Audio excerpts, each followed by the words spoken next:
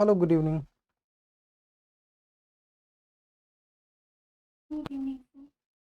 Okay. हाँ, good evening. Good evening everyone. तो आपको जैसे पता है कि यूपीएससी 2025 के जो अब पूछे गए एसेज हैं, निबंध हैं, उनकी हम आंसर राइटिंग कर रहे हैं। उसमें सिर्फ एक और बाकी है। 7 कवर हो गए हैं, यहाँ पे आप देख सकते हैं। These 7 are covered. सो अभी हम नेक्स्ट एक और करेंगे, यानी कि 8th करेंगे नेक्स्ट वीक। तो इस पे आपको वो लिबर्टी है कि आप इसकी सिनॉप्सिस अपने से तैयार कर सकते हैं और इसको प्रैक्टिस कर सकते हैं। But this is going to be the last. Why? Because इसके बाद फिर ये आपको अपॉर्चुनिटी नहीं मिलेगी। फिर कोई भी ऐसे आपको मिलेंगे, एनी, और कोई भी टाइम आपको सरप्लस नहीं मिलेगा। 90 मिनट्स मिलते हैं, 90 मिनट्स ही मिलेंगे। 2 बजे से 3:30 के बीच में ही आपको अपने ऐसे सबमिट करने होंगे। मैसेज क्लियर है ना सबको? हाँ। अगर हमारी ओर से 2 मिनट लेट होता है तो आप 2 मिनट लेट सबमिट कर सकते हैं। मैक्सिमम 5 मिनट लेट होता है तो 5 मिनट। 90 मिनट की साइकिल वो क्रॉस नहीं होगी। एक और चीज़, सबमिशन के लिए मैक्सिमम आप कितना टाइम ले सकते हैं? तो मैक्सिमम 10 मिनट। किसी को ज़्यादा समय चाहिए कि मान लीजिए 90 मिनट तो लिखने के होते हैं, 10 मिनट आपको मैक्सिमम सबमिशन के लिए, पीडीएफ बनाने और भेजने के लिए सफिशियंट है। Yes sir. और अगर किसी का ऐसे 10 मिनट से ज़्यादा लेट होता है लेकिन वो 4 बजे के पहले भेज देता है, तो सिर्फ 2 नंबर कटेंगे टाइम पनिशमेंट का। लेकिन अगर किसी ने 4 बजे के बाद भेजा तो कितने कटेंगे स्नेहा?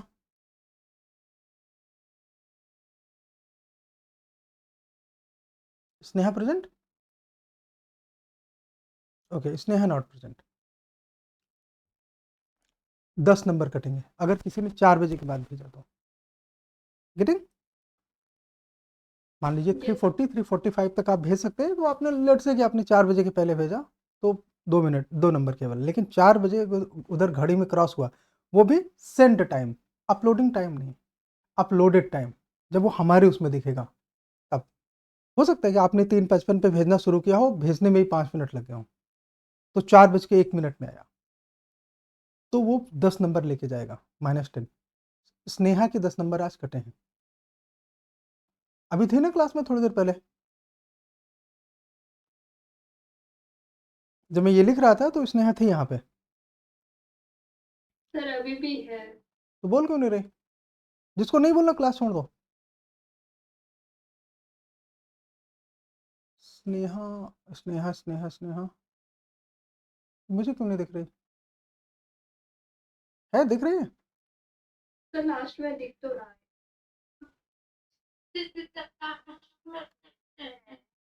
बाहर करो इसको, ये ऐसे नहीं चल सर, पाएगा। इसका माइक का ऑप्शन भी नहीं है। कोई नहीं, अभी इसको बाहर करते हैं, रुको। अभी इसको समझ में नहीं आया। मैंने बोला है बस में, यात्रा में, मूवी हॉल में कहीं हो, कोई ज़रूरत नहीं प्रेजेंट होने की। पहले इसको परमिशन लो कि हाँ तुम क्लास में प्रेजेंट होना चाहते हो, बात नहीं करोगे।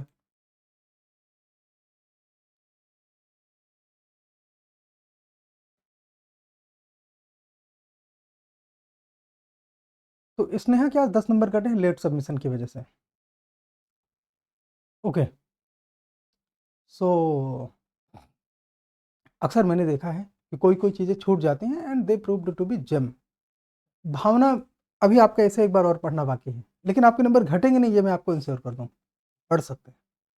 इनका निबंध 10 मिनट में केवल चेक किया गया है। बिकॉज नॉर्मली आप लोगों के 20 से 25 मिनट लगते हैं निबंध में, आधे घंटे लगते हैं। इनके उसमें कम से कम आधे घंटे लगने चाहिए, बिकॉज जो फुल स्केल है, पूरे उन्होंने 14 पेजेस सबमिट किए हैं। लेकिन वो 10 मिनट में क्यों हुआ? बिकॉज जब मैंने रिजल्ट पब्लिश कर दिया उसके बाद इन्होंने बताया कि इनका मिस हो गया, बिकॉज वो हमारी साइड से मिस हुआ, और इस वजह से क्लास भी थोड़ी सी लेट हो गई। तो आप एक बार मुझे याद दिलाइए, आपका ऐसे एक बार फिर से पढ़ा जाएगा। एंड इंश्योर रहिए कि आपके मार्क्स घटेंगे नहीं, वो बढ़ सकते हैं। बिकॉज मुझे कई सारे एरियाज ऐसे दिख रहे थे जहाँ मुझे लग रहा था एक बार और पढ़ने की जरूरत है। नॉर्मली हम 2 बार सबका ऐसे पढ़ते हैं, किसी किसी का 3 बार भी पढ़ते हैं, 2 बार सबका पढ़ते हैं, कितना भी खराब लिखा हो 2 बार सबका। पूजा प्रेजेंट? इनका ऐसे सब लोग मांग के पढ़िए पूजा का। अगर ये पूरा ऐसे लिखते हैं तो इनके नंबर मतलब इनके रैंक बना सकते थे। अगर ये पूरा ऐसे लिखते हैं बच्चे, आपने ना डायमेंशन हाफ लिखे हैं, लेकिन आपकी समझ अच्छी है, अप्रोच अच्छा है। सर मुझे मतलब फोर्थ हिस्से में भी यही बोला गया था, डायमेंशन को कवर करे और विस्तार करे। मुझसे ये नहीं होता है, मैं मतलब डिकोड कर मतलब सारी अभी चीजों को अभी कवर तुम कर क्लास लेती में हूँ। आना शुरू हुई हो, रेगुलर आओ, तुम्हें समझ में आएगा। जो बच्चे, अच्छा तुम्हारे पास एक और अपॉर्चुनिटी है, तो तुमने वीडियोस क्यों नहीं देखे? हम डायमेंशन ही तो डिस्कस करते हैं फिर ये वीडियोस कहाँ थे? मैं यूट्यूब में। मतलब यूट्यूब में एक दिन देखा तो नहीं मिला कहीं पे। कमाल की बात कर रहे हो। हेलो, मिलता है कि नहीं यूट्यूब में? मिलता है सर। फिर सर किसमें मतलब वीडियो सेक्शन में या फिर? दी कॉन्सेप्चुअल में आप जाइए, वीडियो सेक्शन में आप जाएंगे तो आपको एसेस मिलेंगे। अच्छा ठीक है, तुमने अच्छा किया बता के, हम ऐसे का एक अलग से प्लेलिस्ट बनवा देंगे, डन। ओके सर, उसमें जो थैंक मेंस 500 के वो है ना प्लेलिस्ट, उसी में मिलेगा, बिकॉज ये सारे एसेस मेंस 500 में होते हैं, तो इस वजह से वहाँ पे मिलेंगे। तुम्हारा अप्रोच अच्छा है, बहुत ही क्रिस्प है, बहुत ही पॉइंटेड है। इनके मार्क्स कितने हैं तुम्हारे? यू। 40। सबसे कम। और जबकि मैंने बोला कि अगर आपने डायमेंशन पूरे किए होते तो आपके मैक्सिमम मार्क्स आ 32 सकते थे। है। सबसे कम है ना? हम्म। हाँ। अनामिका का इम्प्रूवमेंट अच्छा है। इनका भी ऐसे पढ़ा जाना चाहिए। बहुत ही खराब से काफ़ी अच्छा लिखा है। इनके ये बॉटम में रहते थे, इनके काफ़ी काफ़ी अच्छे सुधार हैं। तो थोड़ा सा आप लोग इन चीज़ों को। अंजनी, आपके डायमेंशन घट क्यों रहे हैं लास्ट 2 ऐसे से? 6 से 7 डायमेंशन होते हैं, जबकि मैंने बोला 10+। तुम्हारे में कितने, 7 या 8 डायमेंशन है बस। 8 से ज़्यादा तो पक्का नहीं। मैंने तो तीसरी बार ढूंढने की कोशिश की कि कुछ मिस तो नहीं हो रहा। एक ही चीज़ को 3 बार लिखोगे तो नंबर ज़्यादा नहीं आएंगे।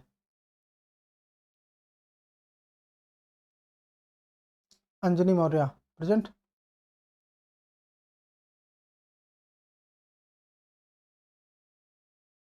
है कि नहीं? है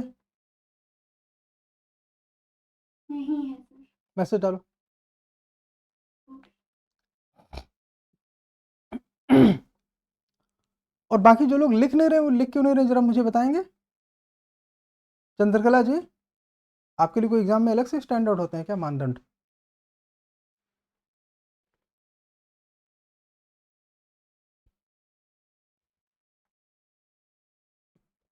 निकाल दूंगा अगर आपने ज़्यादा देर साइलेंस रखा तो। क्यों क्यों नहीं लिख रहे हैं? सर इसमें कभी से नहीं था, ये पढ़ा। आपने पहले परमिशन लिया कि हाँ तबीयत सही नहीं, इस वजह से आप जो है नहीं लिख पाएंगे? नहीं सर, मैं नहीं की थी आप। फालतू की बातें हैं। तुम्हारे पास तुम्हारा फ़ोन था ना? फिर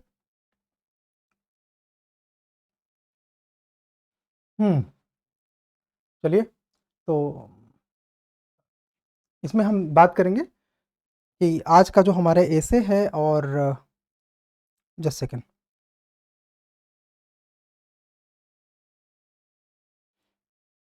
भावना, आपके 2 नंबर हमारे पास हैं, ठीक। एक नंबर आप हमसे डिलीट कर पाओ, जो एक रहना चाहिए जो रूटीनली रहे। बाद में क्लास के बाद डिलीट करवाओ कि ये नंबर डिलीट कर दीजिए।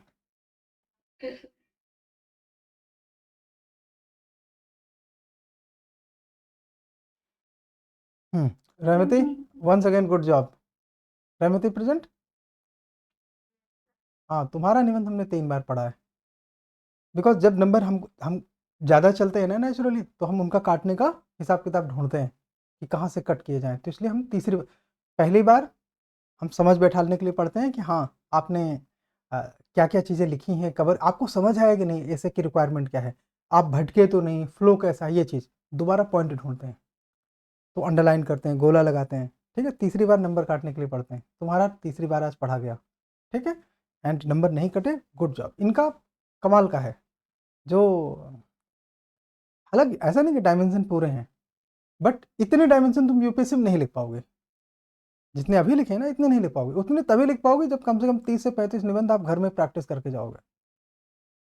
और जिस तरह से इन्होंने लिखा है, बड़ा सिंक्रोनाइज्ड है, ऐसा लग रहा है कहीं नकल किया है। लेकिन चूंकि हम क्लास का रिकॉर्ड रखते हैं, जैसे आप अब आप लोग जो आंसर राइटिंग करते हैं ना, हेलो, उसका हम रिकॉर्ड रखते हैं।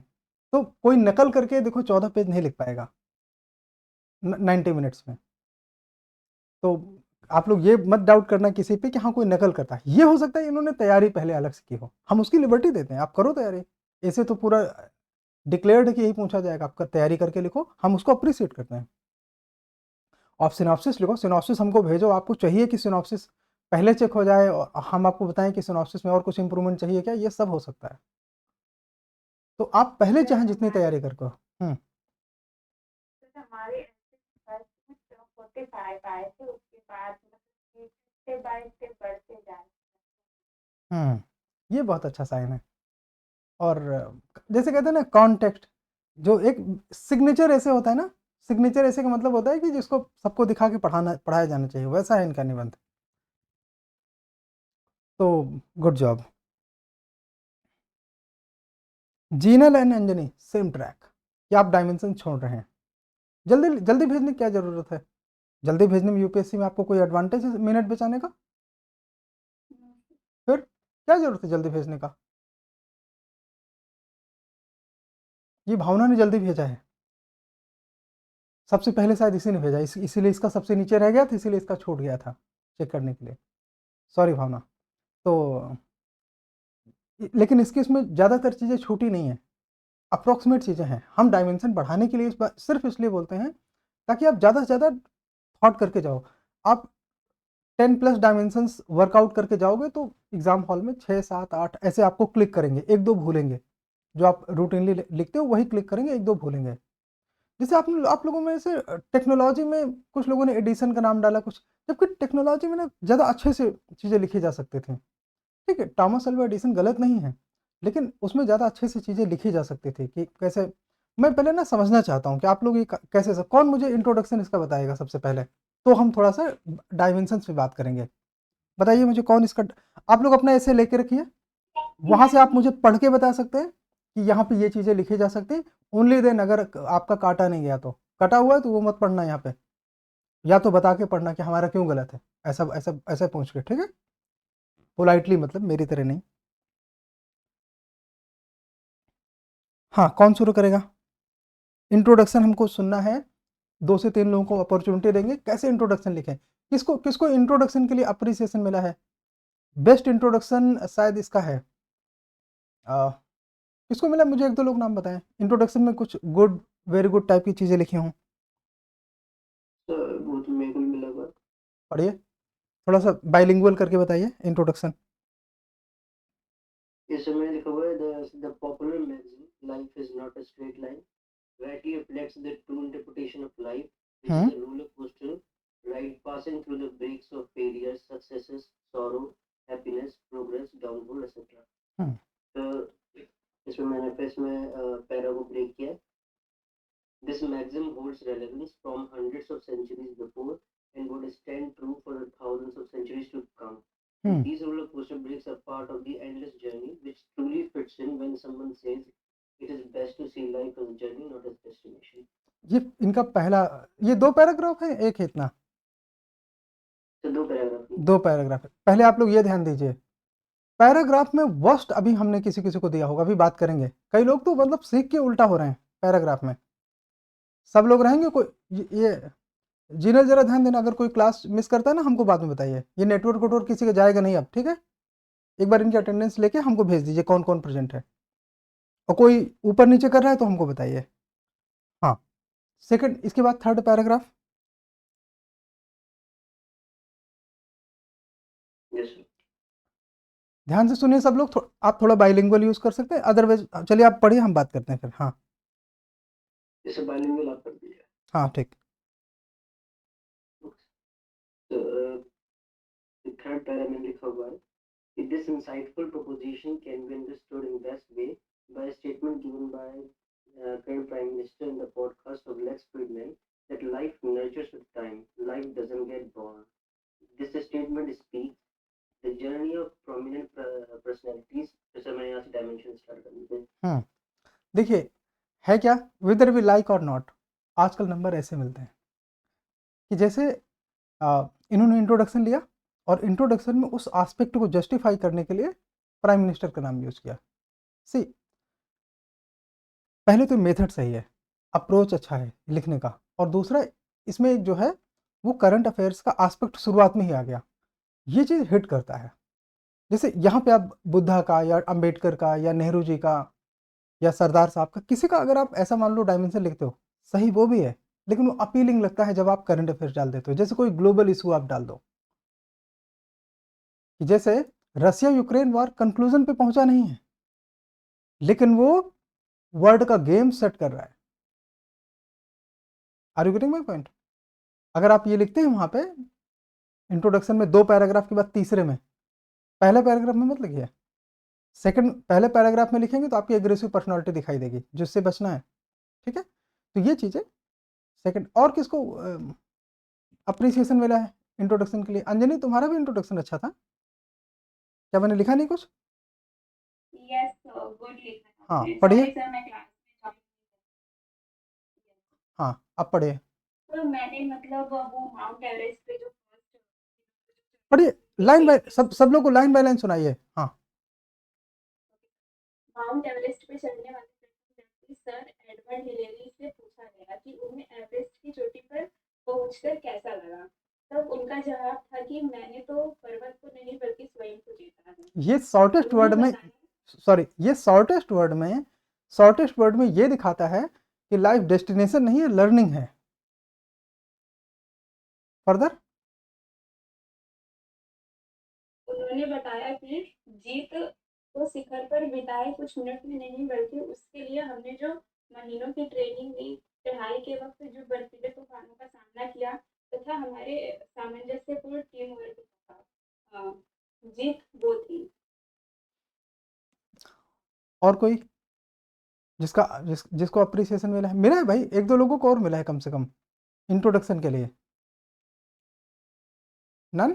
आप लोगों ने अपना पढ़ा नहीं लग रहा है सबने? किसने अपना ऐसे अभी पढ़ा नहीं? पहले बता दो मुझे, ताकि मैं थोड़ा सा तुमको समय दे दूं। सर मैंने पढ़ा है, लेकिन मुझे ऐसा कुछ अप्रिशिएशन मिला नहीं है। ओके, कोई बात नहीं, तो वेट करिए, हम अभी कोई जनरल इंट्रोडक्शन नहीं सुनना चाहते हैं। हाँ, पढ़िए मुस्कान। इनका इंट्रोडक्शन हर बार अच्छा रहता है, लिसन, ये मैंने तीसरी बार नोट किया, इनका इंट्रोडक्शन लास्ट 3 ऐसे में हर बार अच्छा था। पढ़िए। आइंस्टीन का कथन है कि जीवन साइकिल चलाने जैसा है, संतुलन बनाए रखने के लिए निरंतर आगे बढ़ते रहना पड़ता है। यह कथन जीवन की प्रकृति को अद्भुत स्पष्टता से व्यक्त करता है। जीवन तब सार्थक बनता है जब हम इसे किसी अंतिम उपलब्धि या गंतव्य तक पहुंचने की दौड़ नहीं, बल्कि अनुभवों, संघर्षों, सीखों और निरंतर आत्मविकास से भरी यात्रा के रूप में देखते हैं। गंतव्य सीमित है पर यात्रा अनंत है, और मनुष्य की वास्तविक परिपक्वता इसी यात्रा की मिट्टी से जन्म लेती है। नाइस, मानव जीवन कभी भी स्थिर नहीं होता। कंटिन्यू। मानव जीवन कभी भी स्थिर नहीं होता। हमारा बचपन, युवावस्था, परिपक्वता सब निरंतर परिवर्तनशील है। यदि जीवन को केवल किसी गंतव्य जैसे सफलता, धन या पद तक पहुंचने की प्रक्रिया माना जाए, तो व्यक्ति की यात्रा की सुंदरता, अनुभवों की गहराई और संघर्षों के मूल्य को खो देता है। इसी कारण बौद्ध दर्शन कहता है कि यात्रा ही वास्तविक पुरस्कार है। आप ना अपने वर्ड काउंट करना, इनका इंट्रोडक्शन वर्ड लिमिट में है, अच्छा है। बाद में इनके साथ जो हर बार एक प्रॉब्लम आ रही है वो ये कि इनके डायमेंशन पूरे नहीं होते। आई डोंट थिंक ये 5-6 डायमेंशन से ज़्यादा लिखे हैं। अगर आप अपना ऐसे 8 या 9 डायमेंशन प्लस में लिखेंगे तो वो मतलब यूपीएससी में इजीली 70 क्रॉस करेगा। देखो एक बात समझो, ये जिनके रैंक 1 रैंक 2 आते हैं ना, इनके ऐसे में नॉर्मली कितने होते हैं? 125 से लेके 135 140 के बीच में जनरली इतने होते हैं, किसी किसी के ही ज़्यादा होते हैं। और वो एक्सेप्शनली मान लीजिए किसी की ऐसा हो सकता है रैंक 100 हो लेकिन ऐसे में 150 प्लस हो, पॉसिबल है। लेकिन एक एवरेज आप देखोगे तो 125 से 140 के बीच में नॉर्मली ये टॉपर्स के स्कोर होते हैं। ऐसे में आप चेक करना, किसी किसी के 120 से कम भी हो सकते हैं, ये कोई रिजिड लाइन नहीं है। लेकिन इनमें से ऐसा इंट्रोडक्शन नहीं किसी का, 1-2 का किसी का हो तो हो। मैं इनकी बात कर रहा हूँ जिनके 130 आए हैं। अब इंट्रोडक्शन नॉर्मली जो लोग इंट्रोडक्शन प्रिपेयर करके जाते हैं, जैसे तुम लोग जिनके इंट्रोडक्शन में गुड मेंशन है, आप उसका ना अलग से पीडीएफ बना लो, कि इस तरह के ऐसे में ऐसा इंट्रोडक्शन आप लिखोगे। देखो, एक अच्छी स्टोरी कहना बहुत ज़्यादा ज़रूरी नहीं है। ऐसा नहीं कि सी दैट इज़ इम्पोर्टेंट, पहली बात ये, वो अच्छा है। लेकिन बैलेंस तरीके से आप अपने आप को इंट्रोड्यूस करें और थर्ड या फोर्थ पैराग्राफ में आते-आते जहाँ पे आपकी 90 टू 120 वर्ड्स की लिमिट पूरी होती हो। नॉर्मली थर्ड पैराग्राफ में अगर आप 90 वर्ड्स पहुँच रहे हैं, it is very good. Fourth में पहुँच रहे हैं, it is also very good. 90 word जहाँ पे क्रॉस कर रहे हैं, वहाँ पे जब आप एक काउंटर साइकिल पैदा करते हैं, मतलब ये कि जहाँ वहाँ पे आप जब वो लाइन यूज़ करते हैं ऐसे वाली, तो एग्ज़ामिनर को देखता अरे! ये तो मर्म समझ गया है या समझ गई है। तो तभी हम आपको वो गुड लिख के देते हैं। कई बार ये काम आप 60-70 वर्ड्स में करते हो, उससे प्रॉब्लम कुछ नहीं है। 90 हम क्यों कहते हैं? बिकॉज़ अगर आप 90 क्रॉस करते हो ना, तो फिर आपको वर्ड लिमिट की क्राइसिस नहीं होती। इंट्रोडक्शन आप 90 वर्ड क्रॉस कराओ और उसमें 1 पेज प्लस होना चाहिए। अपनी राइटिंग स्टाइल आप थोड़ा-सा सीखो। अगर किसी को राइटिंग स्टाइल सीखना है तो भावना से सीखो। One of the best arranged paragraph हम हर बार नोट कर रहे हैं। One of the best arranged paragraph. क्या फ्लो है! इस तरह का निबंध अगर आप यूपीएससी में लिखोगे बच्चे, तो अच्छे ही नंबर आएँगे। कोई मीडियम का फ़र्क नहीं पड़ता, ये मैं आपको बार-बार कह चुका हूँ। आप लोग अपने दिमाग से निकाल दो कि मीडियम का कोई रोल होता है।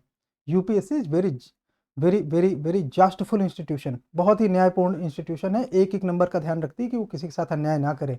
आपने जो किया है उसका परिणाम आपको मिलेगा, ठीक है? तो आप लोग इसमें करेंगे। ओके, तो हमने ये समझा कि जो इंट्रोडक्शन पार्ट था कि किस तरह से हम अपने टॉपिक में ये एक्सप्लेन करने की कोशिश करें कि, और वो भी कॉन्टेक्स्ट के साथ। ऐसा नहीं कि हम मेंस का आंसर लिख रहे हैं कि 2-3 पैराग्राफ में हमने अपनी बात पूरी कर दी और फिर एक पैराग्राफ लिखा उसमें एग्जांपल डालने के लिए। नहीं, ऐसे नहीं, कॉन्टेक्स्ट के साथ। जैसे सबसे अच्छे कॉन्टेक्स्ट में ईज़ी होते हैं कोटेशन याद करना। कोटेशन याद करना ईज़ी होते हैं। अगर आप कोटेशन के साथ लिखते हो तो वो इम्पैक्टफुल रहता है। और नॉर्मली अगर आप टाइम के कॉन्टेक्स्ट के साथ कोटेशन यूज़ करते हो, जैसे आज के टाइम में जो चीज़ सूट करे इस डेट को, वो आपको एक्स्ट्रा एज देगी। एसे का साइज़ उतना मैटर नहीं करता, जितना जितना आपकी जो सिलेक्शन ऑफ आर्गुमेंट्स हैं, कि किस तरह के आर्गुमेंट्स का आपने चयन किया है और उसकी उसकी जो एक्सप्लेनेशन है वो आप किस तरह से की। जैसे कई बच्चों को हमने देखा है जो कि कॉन्टेक्स्ट एक्सप्लेन नहीं कर पा रहे हैं। इफ स्टॉप्ड करके अनुभव आपने कई जगह लिखा है, पहली बार किस पेज में है? देख के बताओ। यस सर, एक मिनट। हाँ,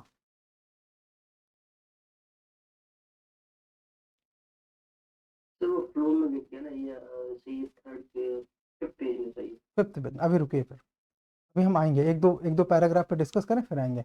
वो जहाँ पे इफ स्टॉप्ड लिखा है ना आपने, वहाँ पे एक्चुअली उसकी ना हमको एक्सप्लेनेशन देनी है, हमको उसका क्लैरिफिकेशन देना है। यस और ज़्यादातर एस्पायरेंट्स जिनके कि 14-13 पेज में ऐसे हैं, लेकिन स्कोर 50 के आसपास हैं, मतलब 60 के आसपास नहीं है, तो उनके में ये दिक्कत है। अब देखिए अपनी कॉपी पे क्लैरिफिकेशन की कमी आपको मिलेगी। क्लैरिफिकेशन की कमी का मतलब जीनल, एक फ्लो में लिख रहे हैं, यात्रा पर तुमने निबंध लिखा। Are you getting my point? लक्ष्य आप भूल गए हैं आधे ऐसे पे, और बाद में उसका बैलेंस भी नहीं है। कितने मार्क्स हैं? 56। स्टिल वो, अगर मुझे लग रहा है थर्ड रीडिंग में करता तो एक आध नंबर और कम हो सकता था।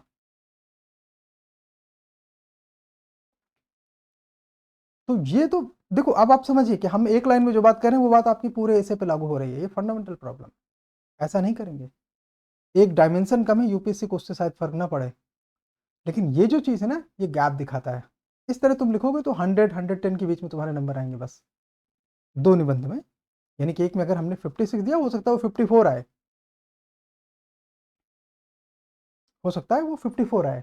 तो इस वजह से ऐसे में थोड़ा सा आप सावधान रहिए। ओके, चलिए, भावना से हम सुनना चाहेंगे इनका इंट्रोडक्शन और इनका फर्स्ट पैराग्राफ। इंट्रोडक्शन में आप जरा अपनी कुछ बातें बताइए, जरा सुनिए। क्यों बेस्ट ऐसे हाईएस्ट मार्क्स होने के बावजूद बेस्ट इंट्रोडक्शन क्यों नहीं है, जरा ये सुनिए। तो मेरा इंट्रोडक्शन है, जीवन एक निरंतर बहने वाली नदी की तरह है जो रुकने के लिए नहीं बना। पहले बाल्यावस्था से युवावस्था, फिर प्रौढ़ावस्था और अंततः वृद्धावस्था से गुजरते हैं। तब हमारी सोच, दृष्टिकोण, सीख अनुभव और अपेक्षाएं बदलती रहती है। यदि जीवन को एक गंतव्य के रूप में देखते हैं तो यात्रा के दौरान मिलने वाली सीख, आनंद, संघर्ष और छोटे-छोटे क्षणों का मूल्य कम हो जाता है।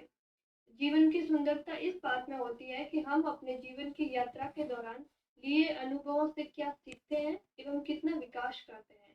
जैसे सर एडमंड हिलेरी को एक बार उनके एवरेस्ट पर चढ़ने के अनुभव के बारे में पूछा गया, तो उन्होंने बताया, मैंने पहाड़ नहीं जीता, मैंने खुद को जीता। उन्होंने बताया कि जीत शीर्ष पर बिताए गए कुछ मिनटों में नहीं थी, बल्कि महीनों के अब प्रशिक्षण, देखो देखो संघर्ष, देखो, ये जो पैराग्राफ है ना, ये आपका सेकंड पैराग्राफ होना चाहिए, आई मीन 6th-7th लाइन के आसपास, तो वो ज़्यादा कॉम्पोज्ड दिखता। आपने वेगनेस में काफ़ी टाइम निकाल दिया। ये होता है जब आपका थॉट प्रोसेस, ये क्या शो करता है कि आपने प्रिपरेशन नहीं की ठीक से, आके सीधे लिखने लगे। तो जब तक एक पेज आपने लिखा नहीं, हाफ पेज लिखा नहीं, तब तक माइंड रेडी नहीं हुआ। ये एग्जाम में भी होता है, ऐसा ही होता है। आप लोगों में से 90% एस्पायरेंट, मैं बोल रहा हूँ, अगर 10 लोग मेंस दे रहे हैं तो उनमें से 8 या 9 लोग ये रियलाइज करेंगे कि उनके बेस्ट पॉइंट तब निकलते हैं जब पेज भर जाता है, और वो ये दिखाता है कि आपकी स्पॉन्टेनिटी नहीं है, मतलब त्वरितता नहीं है कि आप तुरंत चीज़ों को गेस करो और पहले पॉइंट से पावर पॉइंट लिखना शुरू करो। और ये प्रिपरेशन के एटीट्यूड से शुरू होता है। अगर आपने अपनी आंसर राइटिंग में या एसे राइटिंग में वेग चीज़ें काटना शुरू कर दें, तो आप पावर हिटिंग शुरू से आ जाएगी। अगर आप एग्जाम में कम वर्ड्स में ज़्यादा इम्पैक्टफुल राइटिंग करना चाहते हैं, चाहे वो जीएस की हो, चाहे वो ऑप्शनल की हो, चाहे ये, तो पावर राइटिंग सीखिए, जिसमें कि आप शुरुआत से ही एग्रेसिव जेस्चर अपना दिखाइए। ठीक, हाँ, इसके बाद जितना भावना ने पढ़ा ना, इसके बाद इनका ऐसे सुनने में आपको मजा आएगा। अब आगे पढ़िए। इंट्रोडक्शन छोड़ दीजिए, पैराग्राफ में आइए सीधे, जहाँ पे आपके डायमेंशन शुरू होते हैं। यही अनुभव मतलब हाँ, शिखर एक क्षणभंगुर पल था, वास्तविक यात्रा तो वहां पहुंचने के अनुभव में थी। यही अनुभव इतिहास भी हमें सिखाता है कि महानता गंतव्य में नहीं बल्कि उस यात्रा में है जो व्यक्ति कठिन परिस्थितियों से गुजरते हुए तय करता है। जैसे महात्मा गांधी का जीवन स्वतंत्रता प्राप्ति तक नहीं बल्कि उनकी असली महानता सत्य, अहिंसा और नैतिकता की उस लंबी यात्रा में था जिसने पूरी दुनिया को प्रेरित किया। नेल्सन मंडेला ने 27 वर्षों की जेल में बिताए जीवन को अंत नहीं माना बल्कि संघर्ष एवं दृढ़ता की यात्रा के रूप में देखा। ये देखिए, हिस्ट्री में ये इम्पैक्टफुल नेम्स हैं, गांधी जी, मंडेला, और इनके बारे में जब भी आप लिखते हो तो उसका एक सिग्निफिकेंस होता है। ठीक है, फर्दर समाजशास्त्री दृष्टि रुकिए, समाजशास्त्र में आएंगे। हिस्टोरिकल डायमेंशन और कोई शेयर करना चाहता है? आपने पहले लिखा बाद में लिखा, उससे हमें दिक्कत नहीं है। अगर आपने लिखा है, आई एडवाइस कि आप अपने इंट्रोडक्शन के बाद जो पहला डायमेंशन लें वो 3 में से एक लें। कौन कौन से 3 हो सकते हैं, मुझे कौन बताएगा? हाँ एक दार्शनिक, हाँ एक इतिहास, हाँ, और एक समाज। Very good. हेलो, याद कर लो, इस पैटर्न में हमें कोई चेंज नहीं चाहिए। आप इनमें से एक डायमेंशन लीजिए, और आपकी जो टॉप 3 डायमेंशन होने चाहिए वो यही 3 होने चाहिए। आप इनमें ऊपर नीचे कर लो कि जैसे आपने पहला हिस्टोरिकल लिखा, दूसरा फिलोसॉफिकल लिखा, तीसरा सोशियोलॉजिकल लिखा, समाजशास्त्री। गुड। पहला आपने इनमें से हिस्ट्री के लिया, दूसरा सोशियोलॉजी, तीसरा दर्शन, चलेगा। पहला आप इसमें दार्शनिक ले लेंगे, दूसरा हिस्ट्री ले लेंगे, तीसरा सोशियोलॉजी ले लेंगे, चलेगा। बट इनमें तीनों में सोशियोलॉजी फर्स्ट मत प्रेफर करिए, हिस्ट्री या फिलोसफी में करिए, दूसरा सोशियोलॉजी फिलोसफी में कोई भी कर लीजिए तो वो चलेगा। बट स्टिल अगर आप सोशियोलॉजी लेते हैं फर्स्ट डायमेंशन, बिकॉज सोशियोलॉजी में आपको करंट अफेयर्स लिखने का स्कोप है। अगर आपने इंट्रोडक्शन में थोड़ा करंट का फ्लेवर लिया है तो पहले पैराग्राफ में पहले डायमेंशन में करंट का फ्लेवर मत लीजिए, और लेना भी है तो कोशिश करिए कि आप उसको सेकंड या थर्ड डायमेंशन में ले जाइए, और बहुत स्कोप है। इसलिए बेस्ट है कि आप हिस्ट्री से जंप करें या फिलोसफी से जंप करें। तो देखो है क्या, इंट्रोडक्शन के बड़े इंपैक्ट के बाद आपको एग्जामिनर को रेस्ट देना है। इंट्रोडक्शन आप इंपैक्टफुल लिखिए, उसके अंदर क्यूरियोसिटी पैदा करिए, फिर उसको थोड़ा सा रेस्ट मोड में ले जाइए। उसको एंग्सियस मत बना के रखिए पूरे एसे में। अगर आप पूरे एसे में एंग्सियस बना के रखेंगे तो वो कंपैरिजन करेगा और फिर वो कहेगा डायमेंशन नहीं है। इसीलिए कोशिश कीजिए कि इनमें से, इन तीनों में से कोई एक डायमेंशन लीजिए, बेस्ट है। हिस्ट्री में और कोई जिसने लिखा हो कुछ अलग?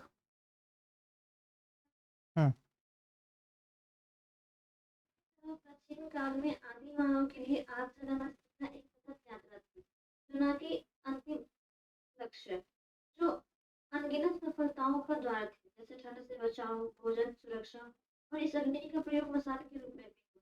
आप समझ में आया? देखिए, है छोटी सी कहानी। हेलो, अच्छा है ये, गुड है ये छोटी सी कहानी, लेकिन कहाँ से लिंक किया। और इस तरह की अगर आप थोड़ी बहुत प्रिपरेशन रखेंगे तो बिलीव मी बहुत कम लोग हैं जो लिखने में इस तरह के छोटे छोटे कॉन्टेक्स्ट लेके आते हैं। और ये जो कॉन्टेक्स्ट है ह्यूमन सिविलाइजेशन से जुड़ा हुआ है, लेकिन क्लिक नहीं करता। आप में से किसी ने डिस्कवरी ऑफ फायर के बारे में लिखा है, आग की खोज के बारे में?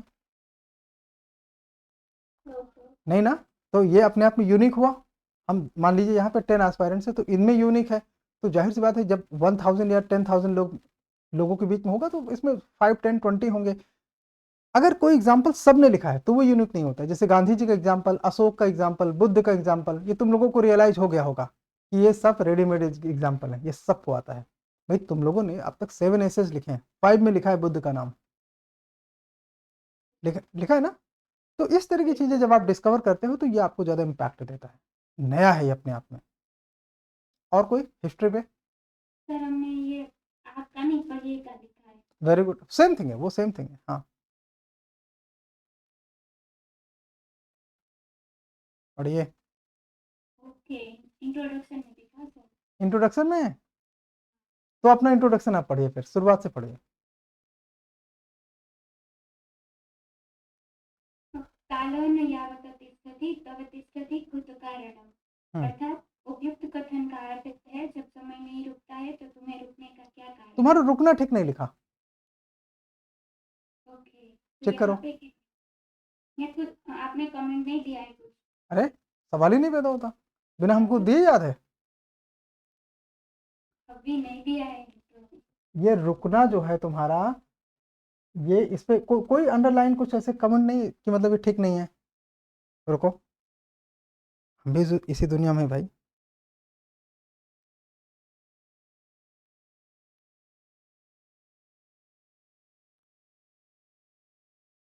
मतलब समय नहीं रुकता है, यहाँ पे है राम, है ना? तो जहां पे गलत होगा वहीं पे आपको, अर्थात उपयुक्त कथन का अर्थ है जब समय नहीं रुकता। तुम्हारा रुकता रुकता दिख रहा है या कुछ और दिख रहा है? नहीं दिख रहा, मुझे लगा शायद इसीलिए। रुकता नहीं दिख रहा है ना, इसीलिए वो, जब मुझे नहीं दिख रहा तो मान के चलिए फिर किसी को नहीं दिखेगा।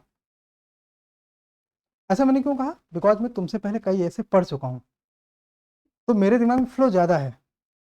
पहला निबंध पढ़ने में हो सकता है आधे घंटे लगते हैं, दूसरे में फिर कम लगता है, क्योंकि तब तक स्टोरी आ गई दिमाग में, आप लोगों की स्टोरी पढ़ पढ़ के। तो चलिए आप कंटिन्यू कीजिए। यहाँ पर समय के न रुकने से तात्पर्य है जीवन में निरंतरता, प्रतिबद्धता से आगे बढ़ते रहना और अपनी यात्रा रूपी जीवन को आगे बढ़ाना। वृत्तांत के अनुसार गंतव्य हेतु यात्रा करना थकावट, कार्य में अनिश्चितता और सीमितता ला सकता है, जिससे यात्रा का असली आनंद नहीं मिल पाता। इसका तात्पर्य है कि जीवन की यात्रा यानी किसी भी कार्य को बिना रुके और दृढ़ता के साथ करना एक निरंतरता है। जीवन की यात्रा के साथ समय रूपी चक्र चलता रहता है और समय काल परिस्थिति अनुसार परिवर्तन एवं नवाचार को अपनी यात्रा का हिस्सा बनाता है। जैसे कि आदि मानव के समय न किसी पद्धति थी, न तकनीक और न यंत्र, परंतु आदि मानव ने अपने विवेक और प्रयत्न से सतत मेहनत कर आविष्कार शुरू किया और पहिए की खोज की। इस यात्रा को अंतिम गंतव्य न समझकर इसे आगे बढ़ाया। सतत मेहनत, नवीनता, नवाचार और आधुनिकता अपनाता चला गया। परिणाम यंत्र, यातायात, उपकरण की खोज करता गया और अवकाश तक की यात्रा तय करने लगा। नाइस। इसमें ही न रुका और भविष्योन्मुखी आयोजन को भी साथ लेकर चलने लगा, जैसे कि हमारा भारत का गगनयान मिशन। ठीक, ये सेक्शन अच्छा है। ओके, नेक्स्ट डायमेंशन किस पे बात करें? जो एस्पायरेंट अपनी बात रखना चाहते हैं अपना डायमेंशन चूज करो, आ जाओ।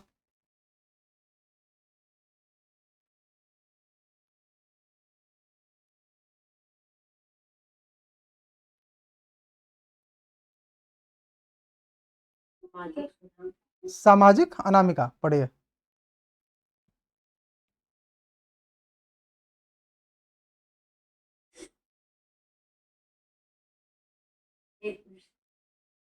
और कोई? रहमत रहमत ही पढ़िए। कौन सा डायमेंशन लेना है? दर्शन, हाँ ठीक है। जब भारत अच्छा रुकिए भाई रुकिए, मैंने आपको बोला कि इनके जो है ना निबंध आप ध्यान से सुनिए और कॉपी लीजिए। इन्होंने ना बड़ा बैलेंस तरीके से लिखा है। ज़्यादा जैसे कहते हैं ना कि जंप करके कुछ ज़्यादा कम नहीं किया है, और ये अपने आप में काफ़ी अच्छा इम्पैक्ट पैदा करता है। तो सुनिए, देखिए ज़रा, कॉन्टेक्स्ट समझिए। हाँ बच्चे।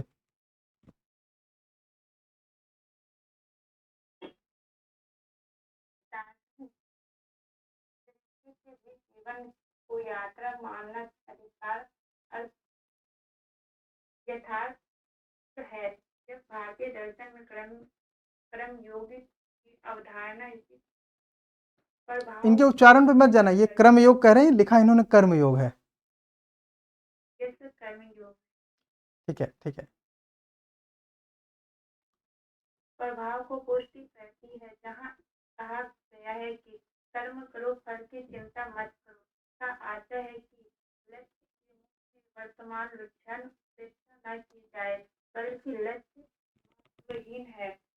यह जब बौद्ध दर्शन में भी देखा गया कि क्षणिकता पर बल दिया गया है, जहाँ हर पल को सजगता के साथ जीना जीवन की यथार्थ माना गया है। इस प्रकार पश्चिमी दर्शन में भी स्टोइक विचारधारा और अस्तित्ववाद जीवन को सत्य प्रक्रिया के रूप में देखने पर बल देते हैं। इतना ही सभी दृष्टिकोणों में एक समानता है। यह जीवन को पूर्णतः तभी मिलती है जब हम उसका हर चरण को स्वीकार करें। इस प्रकार यदि हम वर्तमान समय में परिस्थितियों को देखें तो यह विचार और भी अधिक प्रासंगिक हो जाता है। आज भी युवा वर्ग जल्दी सफलता चाहती है। वो चाहते हैं कि कम उम्र में बड़ा पैकेज, सामाजिक पर प्रसिद्ध लग्जरी लाइफ और शीघ्र बड़े मुकाम हासिल करना। इसके लिए वह अपने स्वस्थ मानसिक शांति और संबंधों की उपेक्षा कर बैठते हैं। परिणाम स्वरूप इस प्रकार वह डिप्रेशन हेलो, समझ में आया ना? देखो, इन्होंने 3 पहले दृष्टिकोण लिए हैं, एक नहीं 3, इंडियन, बौद्धिक और वेस्टर्न। फिर उसमें इन्होंने उसको प्रोसेस करने में जो सपोर्ट में अपना कॉन्टेक्स्ट लिया, वो किसका लिया? इंडिया की यूथ का। और वो उन्होंने वो स्टोरी कही है जो हम कोटा में और दिल्ली की कोचिंग के आसपास देखते हैं। सो अपने आप में ये काफ़ी अच्छा है। नॉर्मली क्या होता है कि हम थियरी एक कहते हैं, एग्जाम्पल 3 कहते हैं। इन्होंने क्या किया है, इन्होंने दृष्टिकोण लिए हैं 3 उसी तरह के, और उसको एक्सप्लेन किया, बताया, और फिर उसके बाद उन्होंने ये अपने आप में नॉर्मली जो ऑथरशिप होती है ना, ये वो चीज़ होती है। और कोई किसी को उसमें, जिनकी आप लोग अपनी कॉपी खोल के रखो, जहाँ पे गुड वगैरह कुछ दिखाई दे रहा है, लेकिन आप खोलो कैसे, दिक्कत ये है ना, हम नहीं दिखाई देंगे। तो आपकी कॉपी वो लिखी हुई तो है ना? खोल सकते हैं सर साथ में दोनों। 2 डिवाइस सही होंगे ना फिर? नहीं सर, एक ही जगह नहीं सर, एक डिवाइस है। अच्छा, दोनों चीज़ें दिखती रहती हैं? यस ओके, तब ठीक है। तो फिर आप लोग उसको देखते रहिए, या तो अपनी कॉपी खोल लीजिए। आपको अपनी कॉपी पे तो पता है कि हम आपने कौन सी चीज़ कहाँ लिखी है, पेपर आपके पास है। हाँ, सामाजिक सामाजिक पे और बात कर सकते हैं। देखो, मैं जो बात हाईलाइट कर रहा हूँ उस पे ध्यान दो आप। ये ना लिखने की आर्ट है। इस ऑथर से बहुत बड़ा वर्ड है, सबको जल्दी से मिलता नहीं है। हमने इनको लिख के ऑथर से इसलिए नहीं दिया है बिकॉज वो मिसयूज हो सकता है। हम्म, और कोई सामाजिक पहलू अच्छे से एक्सप्लेन एक्सप्लेन किया हो? किसी ने मार्क्स का नाम लिखा है?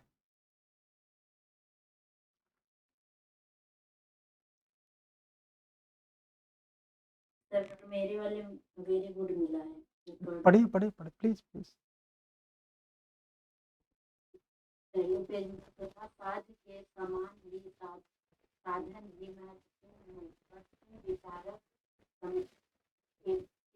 एमएसएल जैसे कि विचार के मानव जीवन को आकार देने को यात्रा के मध्य महत्व पर बल दिया।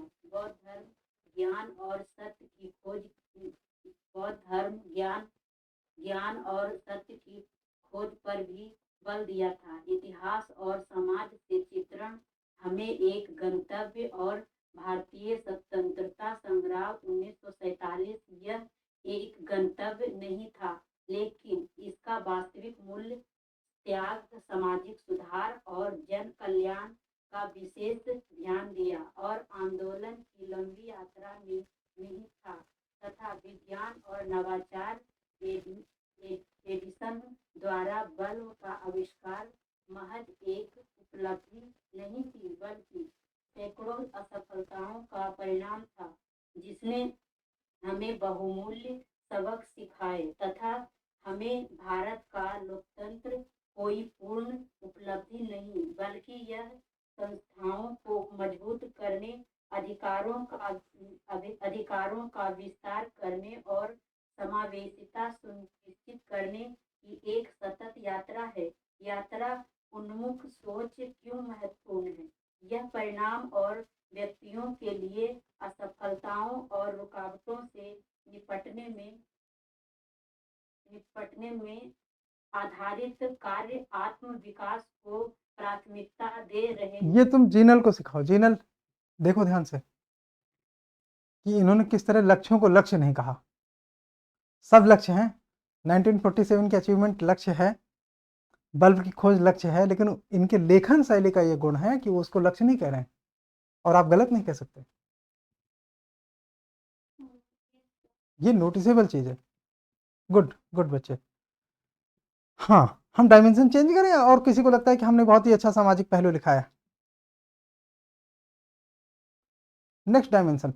हेलो, जो रेडी बैठा है अपना पढ़ना शुरू करो। शिक्षा शिक्षा शिक्षा हाँ।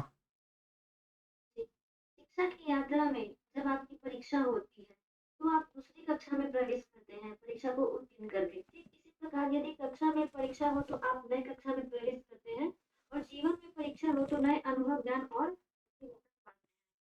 एक महत्वपूर्ण शिक्षा प्राप्त व्यक्ति को रोजगार के लिए संघर्ष नहीं करना पड़ता। उनके जीवन में कई मुश्किलें आती है, किंतु वे जानते हैं कि उन्हें कैसे निपटना है। शिक्षा न केवल रोजगार प्रदान करती है, बल्कि आपको एक आत्मविश्वासी और लचीले तथा सभ्य व्यक्तित्व के निर्माण में भूमिका अदा करती है। जीवन की इस यात्रा ने जब मेरी परीक्षा ली तो मैं डगमगा गई। ओके व्यक्तित्व है। ओके, कॉन्टेक्स्ट किसने लिखा है इस पे?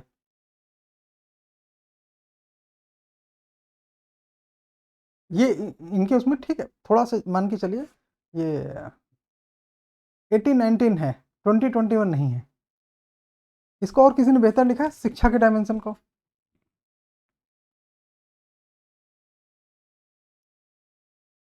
किसी ने शिक्षा का डायमेंशन नहीं लिखा? सारे इनोवेशन आज प्रिया कर रही है। चलो अच्छा है, चलिए आप अपना डायमेंशन बताइए। लेकिन मार्क्स मेरे बहुत कम है, आप कुछ बताइए इसमें। हाँ, मैंने कहा ना कि जैसे आपने लिखा थोड़ा सा फ्लैट है। शिक्षा का जो डायमेंशन अभी आपने सुनाया, सुनते जाइए, एक एक बात हम कर रहे हैं, आप अपने अपने रखते जाइए, आपको पता चलता जाएगा। हाँ ओके, और कोई एजुकेशन पर किसी ने लिखा है? नन। ओके, तो आप अपना कोई नया डायमेंशन ऐड करिए। समन।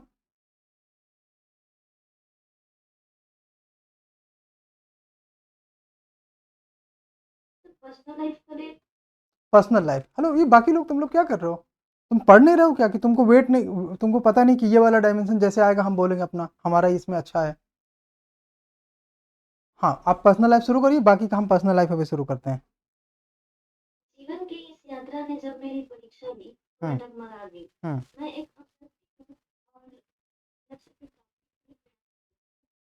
पिता मानसिक स्वास्थ्य के 10 वर्षों से ठीक नहीं है। उनका इलाज चल रहा है, लेकिन दवा छोड़ते ही असर खत्म हो जाता है।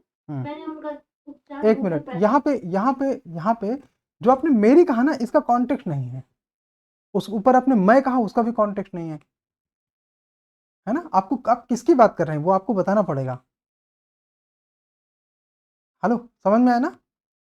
जैसे अब इसमें कॉन्टेक्स्ट कैसा होता है, तो आप बता सकते हैं कि XYZ जिसका ये नाम है, लेट्स से विनोद का ऐसा ऐसा नाम है और विनोद इस तरह से, आप एक कहानी बनाइए। या कोई ओरिजिनल कहानी हो, तो वो आप बनाए, फिर आप उसके बारे में बताइए, तब वो हमको समझ में आ गया कि आप कहना क्या चाह रहे हैं। Are you getting? See, I know the story, that's why मुझे अलग चीज़ें पता हैं, बट एज एन एग्जामिनर मैं तुम्हारी स्टोरी नहीं जानता, तो वो मैं फिर कॉन्टेक्स्ट ढूंढूंगा। तुम्हें समझ में आई बात? इसलिए नंबर कमाते हैं बच्चे, ठीक है। हाँ, और कोई अपना डायमेंशन ऐड करना चाहता है? पर्सनल लाइफ, साइकोलॉजी, इस पे कुछ कुछ भी हाँ, पर्सनल लाइफ में बताइए। एक बच्चा जो पढ़ाई में काफी अच्छा और तेज, परंतु उनका लक्ष्य पढ़ाई तक सीमित न होकर एक ऐतिहासिक घटना को अंजाम देने में लगा हुआ था। अपने करियर में पढ़ाई के उपरांत अन्य विषय में आगे बढ़ने की इच्छा वह अपने मन में विकसित कर चुका था, परंतु परिवार की आर्थिक स्थिति और सामाजिक कारणों ने उन्हें यात्रा मतलब जीवन में गंतव्य तक सीमित बनाने का काफी प्रयास किया, परंतु न तो वो थकता है और हारता है, अपनी यात्रा को सतत आगे बढ़ाने नई सीख के साथ नए प्रयत्न करता है और एक सफल रमतवीर का खिताब हासिल करता है। वह व्यक्ति और कोई नहीं परंतु हमारे भारतीय क्रिकेट में एक ऐतिहासिक ख्याति प्राप्त करना युवा खिलाड़ी MS धोनी है। ग्रेट, बढ़िया। देखिए ये ना अच्छा है, आप पढ़ते पढ़ते किसी का कहीं पे इंटरेस्ट ले आए कि पता नहीं किसके बारे में बात हो रही है और अचानक सबका फेवरेट पर्सन सामने आ जाए। गुड, आगे पढ़ूं? यही डायमेंशन है, कुछ नया है? नहीं, इसके बारे में फिर आगे लिखा है। प्लीज। जिसने कभी अपनी सफलता असफलता या पर्याप्तता को आधार बनाकर रुकना नहीं सीखा, तो क्रिकेट में भारत के भविष्य को एक सर्वोत्तम यात्रा जो रुकती नहीं है, इनका उदाहरण स्पष्ट किया। ऐसे कई व्यक्ति है, फिर मैंने आगे लिखा है। ओके, अब जैसे यहाँ पे लक्ष्य कहाँ चूक गया? आपने लक्ष्य थोड़ा सा शुरू किया कि हाँ लक्ष्य में बांधने की कोशिश होती है, जब आपने यात्रा लिखी ना फिर आपको बताना चाहिए था। जैसे आपने अगर धोनी के बारे में लिखा, आपको मान लो धोनी के बारे में और अगर पता है तो आप उसका नाम लिख के लिख सकते हैं, नहीं पता तो उसका नाम लिखे बगैर लिख सकते हैं। कि कैसे? कि लक्ष्य केंद्रित जीवन कहाँ जाके सिमटता है? तनाव, चिंतन, समझ आया कुछ? हाँ, ये और इस तो उसे जब हुआ असल में क्या वो आप लिख चुके हैं तो आपको उसमें ज़्यादा परेशान होने की ज़रूरत नहीं। फिर आपको ज़रूरत पड़ेगी एक एनेक्डोट की। एनेक्डोट का मतलब ये होता है, जैसे मैंने पहले आप लोगों को बताया है, एक तरीका पैराग्राफ खत्म करने का होता है क्वेश्चन, लेकिन हम हर पैराग्राफ में नहीं कर सकते। पूरे निबंध में हम 1 या 2 जगह ऐसा कर सकते हैं कि आप एक क्वेश्चन लो, ठीक है? और उसके बाद अपना पैराग्राफ खत्म करो और फिर अगले पैराग्राफ में उस क्वेश्चन को आंसर करो। ये तब करना जब डायमेंशन ना चेंज करना हो और एग्जाम्पल भी ना लिखना हो तुरंत। आप अपने कॉन्टेक्स्ट के अंदर हो और आप उसमें लिखो। एग्जाम्पल पैराग्राफ के शुरुआत में नहीं होना चाहिए, ये कई बच्चों को इसमें गलत है। पैराग्राफ की शुरुआत में आपकी एग्जाम्पल है, ये नहीं होना चाहिए। ये आपका पैराग्राफ ब्रेक दिखाता है। आप अपने एग्जाम्पल को पैराग्राफ के साथ लिखो, बीच में एग्जाम्पल आना चाहिए, ठीक है? एग्जाम्पल पे अगर आप अपना पैराग्राफ खत्म करते हो वो चलेगा, और ऐसी कंडीशन में इसी प्रकार लिख के आप अपना नेक्स्ट पैराग्राफ शुरू कर सकते हो, ठीक है? या इसके विपरीत आप ये भी लिख सकते हो, इसके विपरीत कॉमा करके आप नेक्स्ट पैराग्राफ शुरू कर सकते हो, वो कनेक्टेड है, ठीक है? चलो, व्यक्तिगत जीवन पर और कोई बात करें या अगले डायमेंशन पे चलें? सर मैंने पर्सनलाइज्ड इन नेचर को थोड़ा करेक्ट करके लिखा हूँ।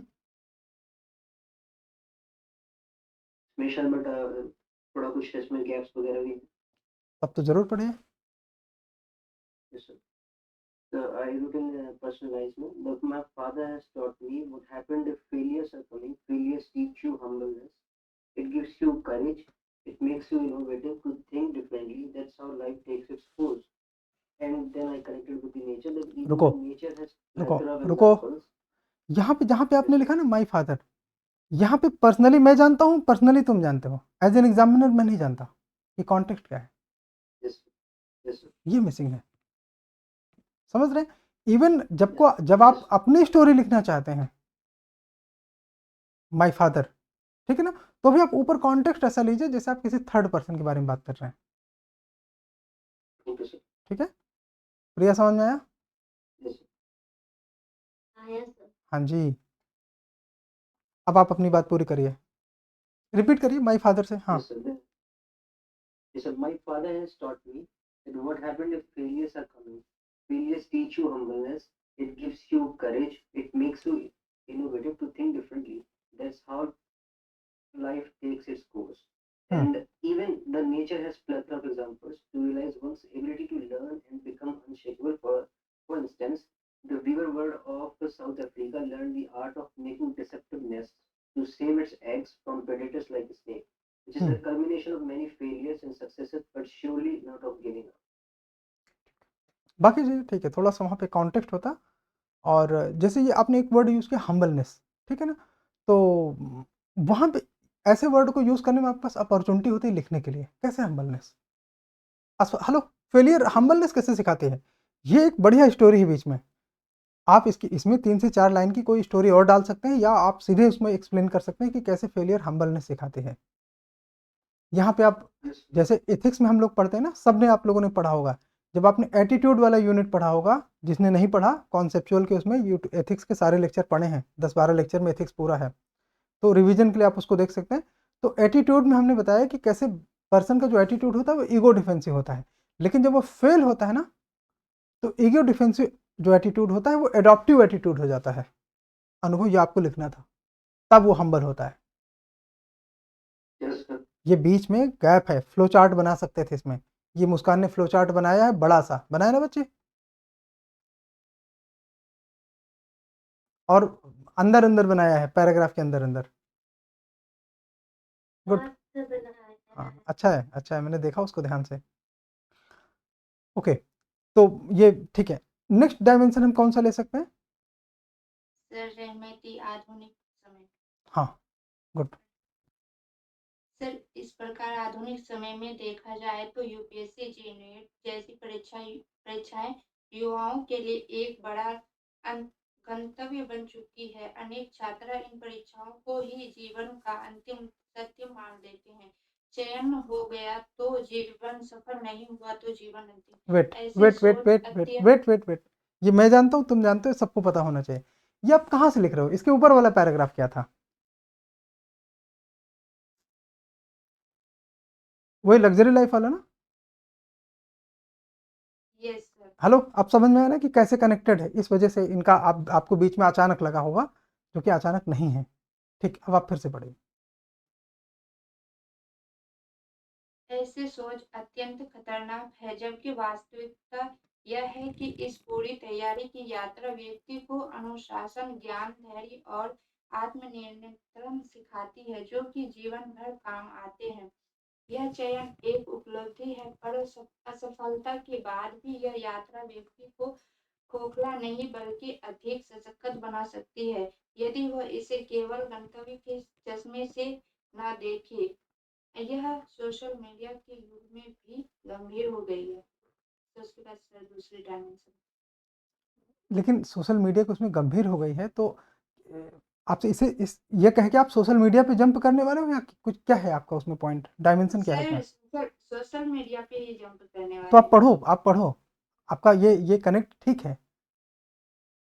इसमें लोग मतलब दूसरों की केवल उपलब्धियां देखते हैं, नई गाड़ी, विदेश की यात्रा, शानदार नौकरी, पर वह अपनी यात्रा को भूल जाते हेलो, हैं। तुम लोग इसकी एक मिनट, वजह एक मिनट, रुको रुको रुको, सबको ध्यान देना चाहिए। आपने नोट किया कि इनके उसमें ब्रेक आ ही नहीं रहा और डायमेंशन चेंज है। जब इन्होंने अभी 10-15 मिनट पहले पढ़ा था अपनी कहानी इंट्रोडक्शन के बाद से, ब्रेक आ नहीं रहा कहीं पे और डायमेंशन बदल रहे हैं। ये लिखना सीखो, ये अच्छा है। हाँ, और जैसे एक ना, जैसे एक व्यक्तिगत जीवन है, जैसे आप अपने आप को खुद महसूस कर सकते हैं कि हाँ ऐसा ही होता है, तो ये बेहतर है। करिए बच्चे, आगे चलिए।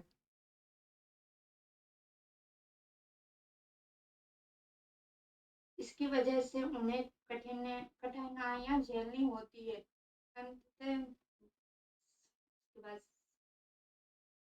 अंततः, पढ़े से हाँ हाँ, अंततः कहा जा सकता है कि जीवन केवल किसी एक दिन की जीत या हार का नाम नहीं है, बल्कि उन अनगिनत दिनों का संग्रह है जिनमें हम संघर्ष करते हैं, गिरते हैं, उठते हैं, सीखते हैं और आगे बढ़ते हैं। यदि हम जीवन को केवल गंतव्य के रूप में देखेंगे तो असफलता हमें तोड़ देगी। बहुत सर आप अच्छा है, लास्ट। बहुत अच्छा है। बेहतरीन, ये तुम्हारा फ्लो तो कमाल का है। आगे पढ़ना है या हम किसी और को बुलाएं? सर पढ़ देते हैं। हाँ पढ़िए। लेकिन यदि हमें उसे एक यात्रा के रूप में देखेंगे तो हर कठिनाइयाँ हमें मजबूत बनाएगी। इस प्रकार जीवन को यात्रा के रूप में देखना इसीलिए सर्वोत्तम है क्योंकि यह दृष्टि हमें धैर्य, संतुलन, आत्म स्वीकृति, निरंतर सीख और मानसिक शांति प्रदान करती है। इस तरह गंतव्य हमें दिशा देता है लेकिन यात्रा हमें अर्थ देती है। यही कारण है कि देखिए एक ध्यान से सुनिए, गंतव्य हमें दिशा देती है, कोई नहीं डिनाई करेगा पूरी दुनिया में। यात्रा हमें अर्थ देती है, ये पावरफुल वर्ड है। अंडरलाइन किया है कि नहीं इसको तुमने? नहीं सर। क्यों? है ना? सर वो लिखने की सर। बस यही ये तुम मुस्कान से सीखो। मुस्कान थोड़ा ज़्यादा अंडरलाइन कर देती है, तुम थोड़ा कम करते हो या नहीं करते हो। अनुभव, तुम, प्रिया, ये सब लोग अंडरलाइन करो थोड़ा सा। ये तुम जीनल से सीखो, जीनल का अंडरलाइन सबसे परफेक्ट रहता है, ना कम ना ज़्यादा, जितना चाहिए उतना ही रहता है। अंजनी आप भी जीनल से अंडरलाइन करना सीखो, आपके उसमें भी अंडरलाइन कम होता है। ठीक है, तो आप लोगों को अंडरलाइन यूज़ करना है। अंडरलाइन आपके लिए एक वेपन है एग्जामिनर को हेल्प करने में कि यहाँ ध्यान दो सर। भाई तुम तो जाओगे नहीं अपनी कॉपी के साथ, तो कैसे तुम्हारा कोई रिप्रेजेंटेशन करेगा, अंडरलाइन करेगा। ठीक है, चलो और कोई डायमेंशन पे बात करेंगे, खासतौर से जिसको अप्रिसिएशन मिला हो उनमें से कोई डायमेंशन, या जिसको लगता हो कि हमारा बहुत अच्छा, हमको जो इग्नोर कर दिया गया, वो भी। सर मेरा बुक लिखा है मनोवैज्ञानिक दृष्टिकोण। मनोवैज्ञानिक पे हम बात करेंगे। हाँ मनोवैज्ञानिक, चूंकि कम कॉपियों में हमको दिखाई, आप मुझे एक ही कॉपी में दिखा होगा। मनोवैज्ञानिक सुनेंगे। आधुनिक, रुको, अच्छा रुको रुको अनामिका, तुम लेकिन तेज रहना, अभी गड़बड़ मत करना। इनसे हम भावना से आधुनिक वाला एक बार और सुन लेते हैं। हाँ हालांकि आधुनिक समय में लोग परिणामवादी हो गए हैं, नंबर, नौकरी, पद, प्रतिष्ठा इन्हें ही सफलता मानते हैं। हम्म, इसी सोच की वजह से व्यक्ति अपने वर्तमान को खो बैठता है। निरंतर असफलता, तुलना एवं अनिश्चितता का दबाव इसे कमजोर कर देता है। सामाजिक मीडिया ने इस संस्कृति को बढ़ाया है, जहाँ हर कोई अपनी मंजिल दिखाता है लेकिन यात्रा के संघर्ष को छिपाता है। उदाहरण, यूपीएससी या किसी भी अन्य कठिन परीक्षा की तैयारी करने वाला छात्र केवल अंतिम चयन को जीवन का लक्ष्य बना ले तो हर असफलता उसे मानसिक रूप से तोड़ सकती है। लेकिन जो छात्र अपनी तैयारी को आत्मविकास की यात्रा मानता है तो वह अधिक संतुलित बेहतरीन, रहता है। अंडरलाइन किया इसमें आत्मविकास की यात्रा। Yes sir. हाँ ठीक है, इनका भी अंडरलाइन ठीक है। कंटिन्यू। उससे मेरा आधुनिक वाला इसमें था। अच्छा ठीक है। हाँ अनामिका, आइए जरा, मनोवैज्ञानिक पे हम बात करना चाहते हैं, बिकॉज ये कम लोगों ने लिखा है। पूरा पेज पढ़ती हूँ। कर्म करते रहना ही जीवन का सार है, परिणाम पर अधिकार किसी का नहीं।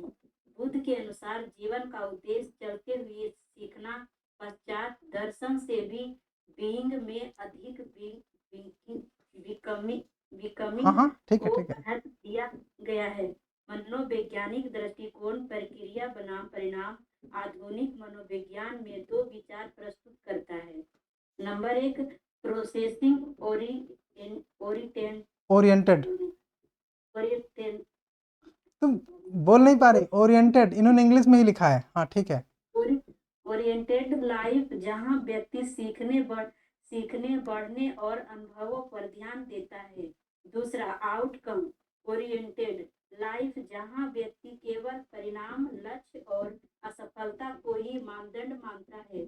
अनुसंधान बताते हैं कि प्रक्रिया केंद्रित लोग तनाव कम झेलते हैं, वे अधिक रचनात्मक होते हैं, उनका भावनात्मक संतुलन बेहतर होता है, असफलता उन्हें रोक नहीं पाती क्योंकि रुको बच्चे, रुको। आप लोगों ने, कई लोगों ने देखा होगा कि जो अभी अभी अनामिका ने कीवर्ड यूज किए, वो हमने कमेंट में आपको उसमें डाला है। किसके किसके में ये कमेंट पढ़े हैं?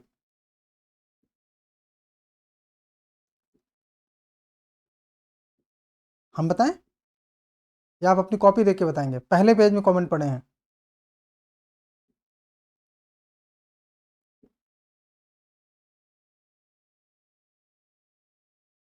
अनुभव, पहला पेज खोलो। ये सब पढ़ो। हाँ जी पढ़िए, क्या क्या लिखा है, सब लोग सुनो जरा। key dimensions that whereas we need to note.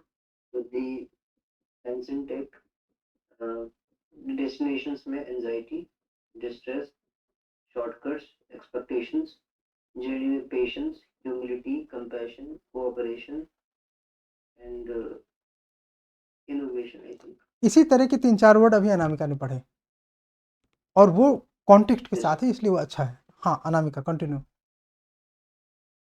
असफलता उन्हें रोक नहीं पाती क्योंकि उनके लिए सीख ही लक्ष्य है। क्यों जीवन में यात्रा गंतव्य से अधिक महत्वपूर्ण है? ऐसा इसलिए क्योंकि अनुभव भी सीख का आधार है। गंतव्य केवल एक लक्ष्य है, जबकि यात्रा अनेक लक्ष्यों का समूह है। बेहतरीन है, बहुत अच्छा। यात्रा अनेक लक्ष्यों का समूह है। यात्रा व्यक्तित्व का निर्माण करती है। जीवन का चरित्र संघर्षों, गलतियों, प्रेम, त्याग और प्रयासों से बनता है, जो यात्रा के दौरान ही अनुभव किए जाते हैं। हर लक्ष्य प्राप्ति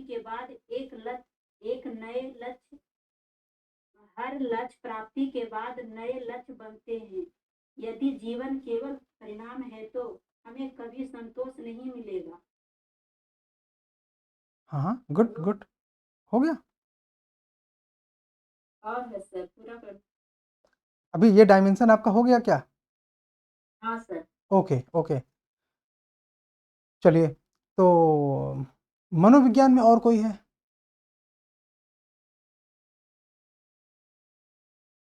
मनोविज्ञान में सर मैंने लिखा है बट मेरा रिलेटेड। ओके, जरा जरा गलतियां सब लोग ध्यान दीजिए, बताइए। मतलब हमने कमेंट करके बोला है कि रिलेटेड नहीं, आपको पढ़ने से लग रहा है? नो सर, आपने लिखा है नॉट रिलेटेड। हाँ जरा सब लोग सुनिए, समझिए। मनोविज्ञान ये सिद्ध करता है कि मनुष्य की वास्तविक खुशी किसी अंतिम उपलब्धि में नहीं बल्कि उस प्रक्रिया में है जिसमें वह प्रतिदिन जुटा होता है या लगा होता है। वैज्ञानिक शोध बताते हैं कि डोपामिन नामक हार्मोन लक्ष्य प्राप्त होने पर कम समय तक सक्रिय रहता है, चलो लेकिन तुम बंद करो इसको। ये इनका डोपामिन ना रिलेटेड नहीं है। तुम लोग समझ रहे होगे क्यों नहीं रिलेटेड है? Yes. हाँ ठीक है, ये हमको हम सबको सीखने के लिए ज़रूरी है कि किसी बच्चे ने गलती की और हम उसको हाईलाइट कर रहे हैं। ठीक है, कोई नहीं बच्चे, आप ये चिंता मत करो कि हाँ कोई ज़्यादा बड़ी गलत बात है, इतनी नहीं है। ये 1000 इनका सिलेक्शन होगा ना, उनमें कम से कम 600 इस तरह वाली गलती करते हैं। तो we are at good place. हाँ बस एक चीज़ हमको देखना है कि जब हम आपको सिनॉप्सिस लिखने का समय ना दें, आई मीन कि नकल करके लिखने का टाइम ना दें, और तब आप लोग ये सब करोगे कि नहीं। अगर तब भी करोगे तो हमको पता चलेगा कि प्रिपरेशन है कि नहीं। अदरवाइज थोड़ा सा वर्क हार्ड करना पड़ेगा, वर्क हार्ड करना पड़ेगा। तो बस केवल और केवल 8वां निबंध यूपीएससी मेंस 2025 का ऐसा होगा जिसमें आप सिनॉप्सिस। एक बात मैं आपको और बता दूं, अनामिका जरा तुम अपनी स्कोर बताओ, जितने तुमने अब तक पीछे निबंध लिखे हो उसमें जितना तुमको याद हो, प्लस माइनस। हमारे पास है डेटा, अभी इसी फ़ोन में है, हम तुरंत देख के बताएंगे, नहीं तो पहले आप बताओ। हाँ कितने नंबर आए? पांचवा निबंध में सर 30 आया था और छठे में 40 आया है और ये 7वें में 55। लेकिन इन्होंने एक चेंज किया, वो ये कि ये अपना सिनॉप्सिस लिखते हैं और वो सिनॉप्सिस भेजते हैं। ये परिवर्तन सिनॉप्सिस के कारण है ना?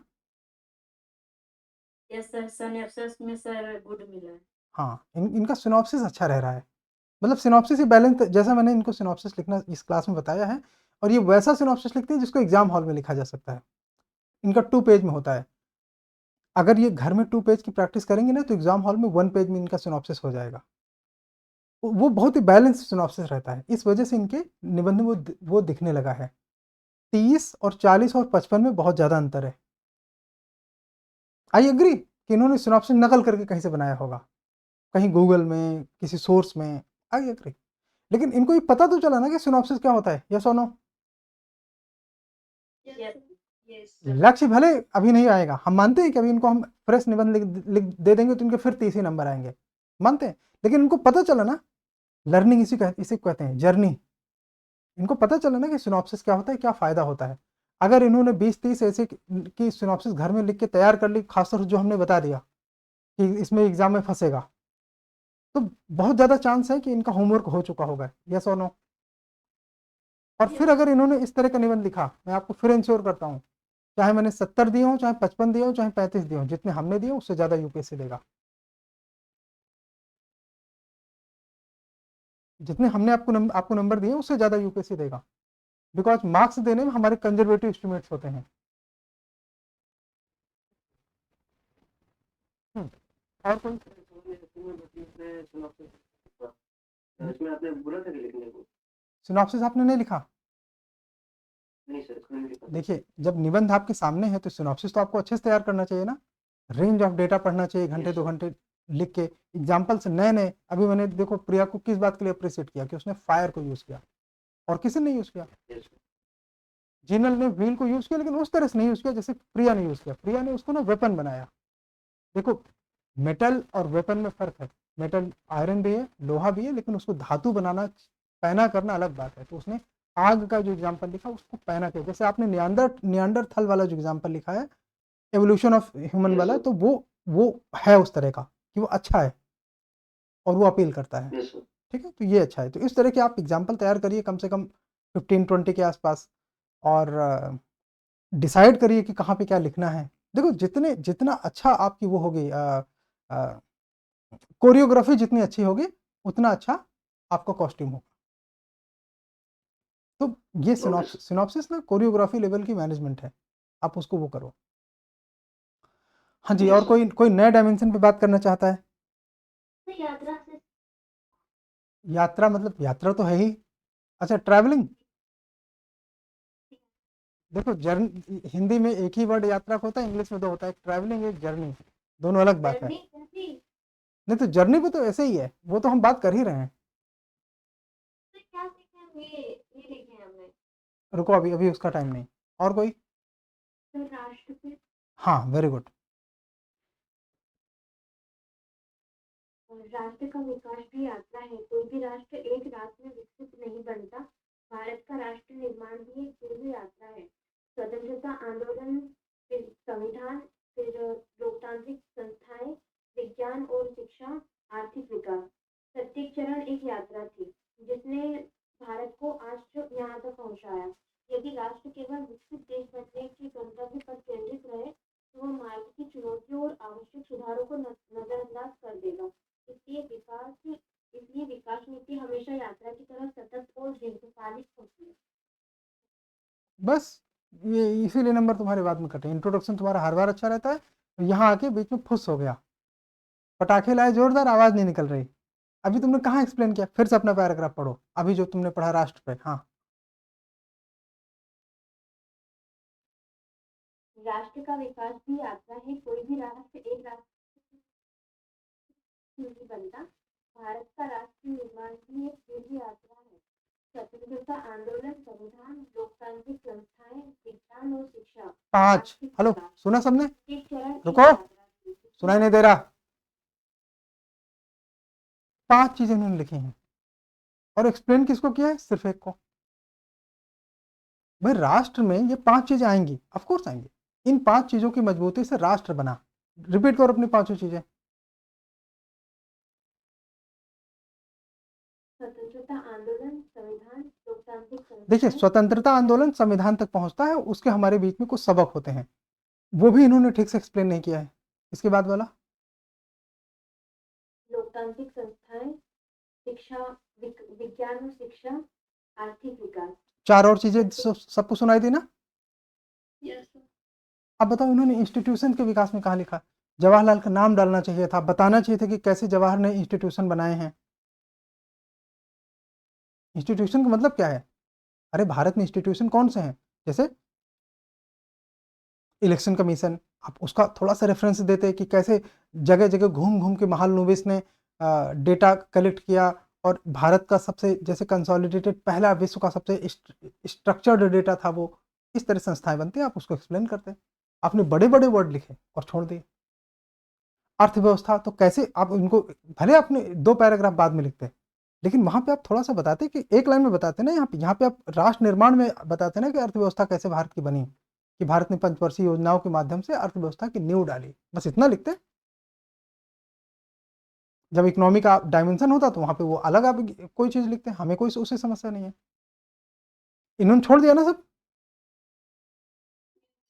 शिक्षा इन्होंने लिखा, शिक्षा में कुछ नहीं लिखा कि कैसे सेकुलर एजुकेशन की शुरुआत में मौलाना आज़ाद के क्या, भई आप राष्ट्र लिख रहे हैं, इसलिए राष्ट्र के नेताओं के नाम तो आने ही चाहिए। मौलाना आज़ाद का नाम आता शिक्षा पे, शिक्षा मंत्री थे इसलिए मैं उनको बोल रहा हूँ।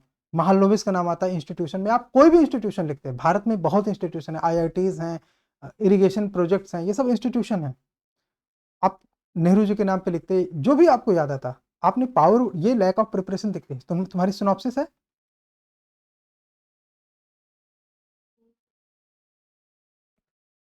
तो यहाँ टाइम वेस्ट कर रहे हो ना पिछले 1 महीने से, बिना सिनॉप्सिस के लिख रहे हो। अभी खुद को टेस्ट नहीं करना, खुद को सिखाना है। अभी खुद को टेस्ट नहीं करना, खुद को सिखाना है। टेस्ट करने का, जब टेस्ट करने लायक होगे तो हम टेस्ट कर लेंगे। अभी खुद को सिखाना है, ठीक है? नहीं, ये गलतियां होंगी। चलो, मैसेज सबको क्लियर है ना? Yes sir. हाँ, राष्ट्र पर, देश पर कोई और किसी ने भारत पर कोई बात कही हो? ओके, फर्दर कोई और डायमेंशन? सर मैंने एक स्टोरी लिखी थी। मतलब कोई डायमेंशन है या? नहीं सर, ऐसे ही मतलब इसे एक्सप्लेन करने के लिए। किसे एक्सप्लेन करने के लिए? सर ये लाइन थी ना, मतलब कि जीवन को यात्रा के रूप में देखना सर्वोत्तम है। मतलब कंक्लूजन के पहले? हाँ सर। रुको अभी वहां पे आएंगे। कोई और डायमेंशन है या हम? सर हम राजनीतिक और सामाजिक पे एक उदाहरण लिखे पर। राजनीतिक पे कुछ डायमेंशन में लिखा कि या केवल एग्जाम्पल है? नहीं सर, थोड़ा सा पढ़िए। इस तरह हम राजनीतिक और सामाजिक क्षेत्र, ऊपर से पढ़ूं सर? हम्म।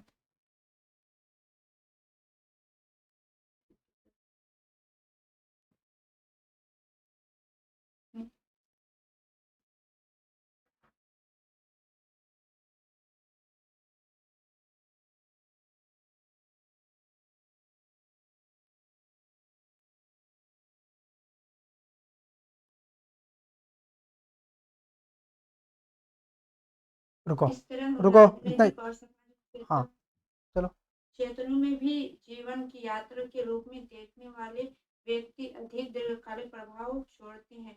उदाहरण के लिए महात्मा गांधी को हम केवल 15 अगस्त 1947 की आज़ादी से नहीं पहचानते, बल्कि उनके पूरे सत्याग्रह, स्वतंत्रता संघर्ष, असहयोग नामक सत्याग्रह और आत्मसंघर्ष से पहचानते हैं। यदि इस तरह वह स्वतंत्र उनका केवल गंतव्य होती और संघर्ष उन्हें बोझ लगता, तो शायद भारत का स्वतंत्र संग्राम व नैतिक ऊंचाई प्राप्त न कर पाते। बहुत अच्छा, बेहतरीन है, बेहतरीन। इसमें ये बहुत अच्छा लेखन है।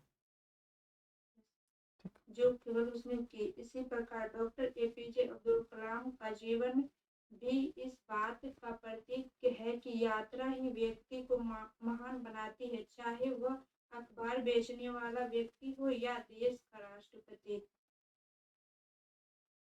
ठीक, गुड।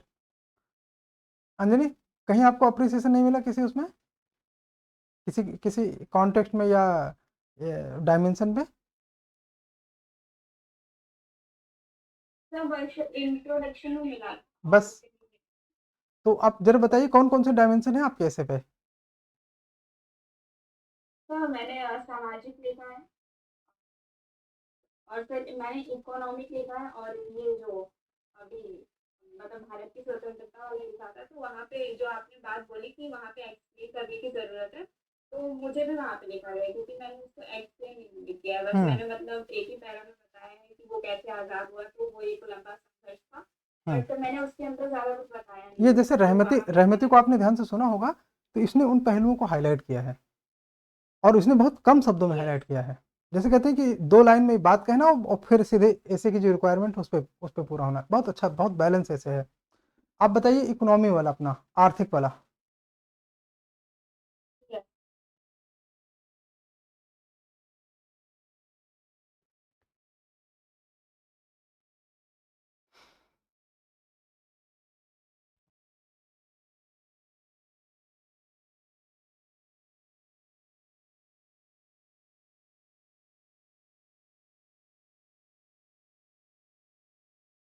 और सब लोग बाकी लोग सोच के बैठिए, हम चूंकि ये सेशन समाप्त करने वाले हैं, तो बिफोर कंक्लूजन एंड कंक्लूजन पे थोड़ी बात करेंगे। एंड इसलिए आप लोग जिसको जो बताना है वो जल्दी जल्दी रेडी रहेगा अंजनी के बाद। सर मतलब मैंने ना ये इकोनॉमी का थोड़ा सा कॉन्टेक्स्ट कंक्लूजन में लिखा था कि मतलब ये मैंने बोला था कि बिना गंतव्य के भी मतलब जो यात्रा है उसको क्लियर नहीं किया जा सकता, इस कॉन्टेक्स्ट में मैंने लिखा था। रुको फिर, अभी ये उसके भी लिए रुको, भारत उसके लिए रुको, उसके लिए वो अभी उसका बस टाइम आने वाला है। एनीवन, कोई मिसिंग डायमेंशन जो आपने लिखा हो और हमने अब तक डिस्कस ना किया हो? सर संवैधानिक संवैधानिक और नैतिक, इस पे कुछ हमने डिस्कस बात करना किया, है। देखो नैतिक पे आप बता सकते हैं कुछ? संवैधानिक और नैतिक अच्छा रुको, संवैधानिक और नैतिक सुन लेते हैं, चलिए। संवैधानिक और नैतिक संबंध हमें भारतीय संविधान प्रस्तावना और नीति निर्देशक सिद्धांत ऐसे आदर्शों का प्रतिनिधित्व करते हैं जो सतत राष्ट्रीय यात्रा का मार्गदर्शन करते हैं। मौलिक कर्तव्य वे नागरिकों को याद दिलाते हैं कि लोकतंत्र को हर दिन जिया जाता है, इसे एक बार में ही हासिल नहीं किया जा सकता। नैतिकता नैतिकता यात्रा आधारित दृष्टिकोण केवल परिणाम उन्मुखता को बजाय ईमानदारी, करुणा और न्याय को प्रोत्साहित करता है। आधुनिक संदर्भ में यात्रा एक महत्व आज की दुनिया तेजी से बदल रही है, जैसे तकनीकी, रोजगार, स्किल, संबंध, सामाजिक मूल्य, सब कुछ डायनेमिक है। इसीलिए इस यात्रा पर केंद्रित दृष्टिकोण आज सबसे अधिक प्रासंगिक है। जैसे लोग अब लाइफ लॉन्ग लर्निंग, अनुभव आधारित कार्य, आत्म विकास को प्राथमिकता दे रहे हैं। इसको और बेहतर लिखा जा सकता था। प्रिया, आप बताइए। मेरे 2 डायमेंशन है, एक यात्रा को और दूसरा सामाजिक आर्थिक, जो मैंने डीपीएसपी को मिलाकर लिखा। पहले तुम सामाजिक आर्थिक पढ़ो, फिर तुम्हें यात्रा पढ़ना, फिर हम कंक्लूड करवाते हैं। हाँ, हमारे स्वतंत्रता सेनानियों द्वारा संविधान निर्माण मानवता जैसे लक्ष्य को प्राप्त करने में सक्षम नहीं, क्योंकि उन्होंने उन आकांक्षाओं को एक में संकलित कर दिया कि भविष्य में योग्य होने पर इसे सुना सबने? हेलो, ये सबको पता है ना ये वाली बात जो कह रही है? यूज करने के लिए अटेंशन चाहिए केवल। एक बार तुम दोहराओ जरा, सबने सुना नहीं तुमने कहा क्या। हमारे स्वतंत्रता सेनानियों द्वारा संविधान निर्माण के दौरान जब देश सामाजिक आर्थिक समानता जैसे लक्ष्यों को प्राप्त करने में सक्षम नहीं था, इसलिए उन्होंने इन आकांक्षाओं को डीपीएसपी में संकलित कर दिया कि भविष्य में जब देश के योग्य होने पर इन्हें प्राप्त किया जाएगा और इन प्रावधानों को प्राप्ति के बाद हटा दिया जाएगा। अर्थात ये एक यात्रा है। ये एक यात्रा है ना? जैसे देखिए आप, मतलब कितना इम्पैक्टफुल है, रियल है। ठीक है, आगे। फिर मैंने डीपीएसपी को यहाँ लिखा था, इसके बाद अगला आ गया डायमेंशन। हम्म। तो ये एक यात्रा है, बुद्ध के अनुसार मार्ग ही मोक्ष है। अच्छा ठीक है, ये बुद्ध हो गया बहुत, अभी हम बुद्ध पे बात नहीं करेंगे। चलो, प्री कंक्लूजन एंड कंक्लूजन, यानी कि कंक्लूजन के पहले जो आप भूमिका बनाते हैं, ये अंजनी से हम सुनेंगे, ये कॉन्ट्रास्टिंग व्यू पे बात करेंगे, ठीक है? और फिर हम कंक्लूजन की बात करते हैं। चलिए अंजनी, शुरू हो जाइए। आप में किसी और को जोड़ना है ना, तो वो हम उसमें मौका देंगे फिर। तो मुझे जोड़ना है अभी यात्रा से सीख। अच्छा, तो तुम फिर ये बुद्ध वाली कहानी को सुनाने लगे हमको। हाँ, यात्रा से सीख। जीवन को एक यात्रा के रूप में देखने से हम जीवन के हर रंग, प्रेम, घृणा, दुख से वाकिफ हो जाते हैं। तो हर क्षण हमें अनुभव देता है, बजाय अंतिम परिणाम यानी कि गंतव्य की प्रतीक्षा के। जीवन की यात्रा अज्ञात अंत की लंबी यात्रा के रूप में हम बचपन से बुढ़ापे जीनल, तक सॉरी एक मिनट, जीनल ध्यान से सुनो प्रिया से, कि कैसे वो चूक नहीं रही है। इस यहाँ पे जो चीज़ें हैं, कई सारी चीज़ें जो उसने बेहतर लिखी हैं, कि वो बात कहती है और फिर वहाँ पे वो कहती है कि बजाय गंतव्य। इससे ना कनेक्ट बहुत अच्छा बनता है पढ़ने वाले का, उसके दिमाग में बार बार ऐसे हिट करता है। और ऐसा नहीं कि अतिरेक किया हो, अतिरेक भी नहीं है। चलिए आगे आगे पढ़िए। जीवन की यात्रा अज्ञात अंत की लंबी यात्रा के रूप में हम बचपन से बुढ़ापे तक सीखते हैं। मुश्किलों में धैर्य रखना और साहस से दृढ़ता से उनका सामना करना। ये हमें सिखाते हैं धैर्य और अनुभव तथा एक दुखद अनुभव हमें सुख की अनुभूति कराता है। जीवन को एक यात्रा के रूप में देखना चाहिए और उस क्षण का आनंद लेना चाहिए, क्योंकि जब आप जीवन को गंतव्य मान लेते हैं ना, तो आप भविष्योन्मुखी व्यवहार करते हैं तथा आप अपने आज को खो देते हैं, जो एक मूर्खता है। क्योंकि जब आप नहीं क्योंकि आप तब यानी कि भविष्य को नहीं जानते। हाँ, बट ये कि ये जो मूर्खता है ना, ये नहीं लिखना चाहिए, मतलब ऐसे शब्दों से बचना है। बाकी आपका बहुत अच्छा है ये। हाँ, और कोई प्री कंक्लूजन?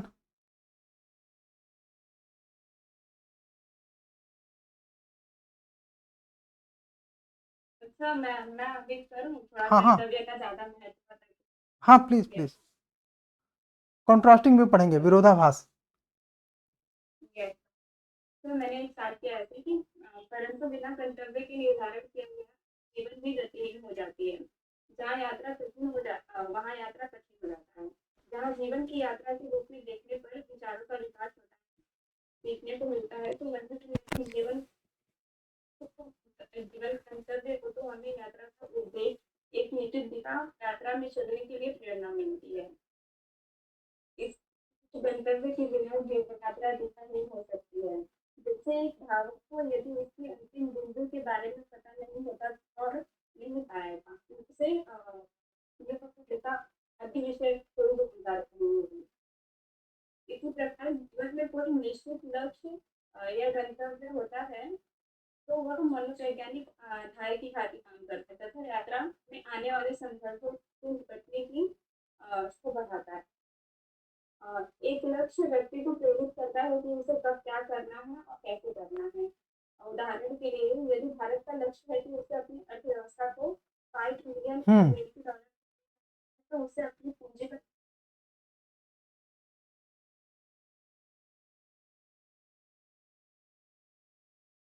आई थिंक इनका नेटवर्क इंटरप्टेड है।